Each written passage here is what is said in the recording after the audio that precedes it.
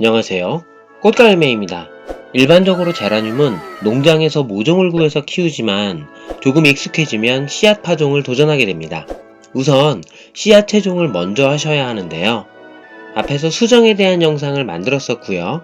씨앗 채종에 대해서는 자세히 다루지는 않았었습니다. 그 영상에 앞서서 제라늄 파종하는 방법에 대해서 먼저 다루려고 하는데요. 그 이유는 다른 것은 아니고요. 현재 파종을 하여 차근차근 준비했던 제라늄들이 무럭무럭 잘 크고 있기 때문입니다. 처음 수정을 시작으로 씨앗 채종, 그리고 씨앗 발화, 마지막에 파종, 씨를 발화시켜서 화분에 심는 것으로 이어지는데요. 오늘은 파종에 대한 영상입니다. 인트로. 채종 후 바로 파종하는 게 발화할 확률이 높다고 하는데요. 따로 실험을 통해 경험해보지는 못했지만 좀 더 경험치가 쌓이면 이 부분은 다시 소개하도록 하겠습니다.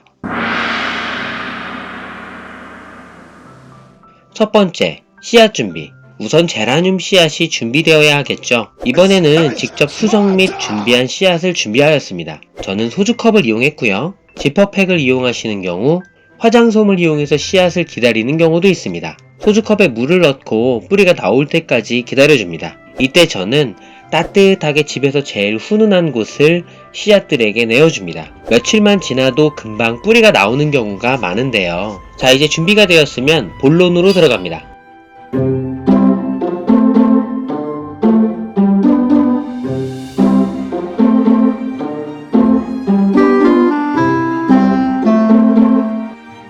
두 번째, 본론.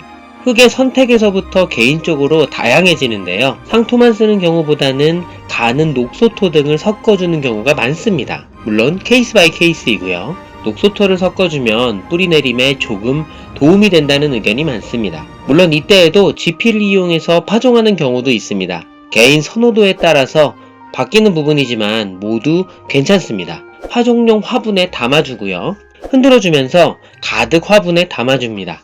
그 다음 화분에 물을 담아주고요. 흙을 촉촉하게 만들어주는 작업입니다. 이제 흙의 가운데에 막대기를 이용해서 살짝 구멍을 만들어줍니다. 씨앗을 넣을 위치인데요. 씨앗을 살짝 넣어주고요. 발화한 씨앗입니다. 깊이는 대략 1cm 정도이고 머리가 너무 깊이 들어가지 않도록, 즉 살짝 머리가 보이도록 심어줍니다. 자, 이제 거의 마무리가 되었습니다. 이제 추가로 물을 조금 부어주고요. 여기서 중요한 부분, 무명의를 막기 위해서 이름표는 바로바로 진행해줘야 합니다. 세 번째, 중요 핵심. 흙이 마르지 않도록 매일 조금씩 물을 주면 됩니다. 가끔 투명 커피컵 등으로 하시는 경우도 있을 것 같은데요. 뿌리 부분에 햇빛을 살짝 막아주셔야 합니다. 커피컵 홀더를 이용하면 아주 좋겠죠. 필요에 따라서 뿌리가 어느 정도인지 확인도 할 수 있고요.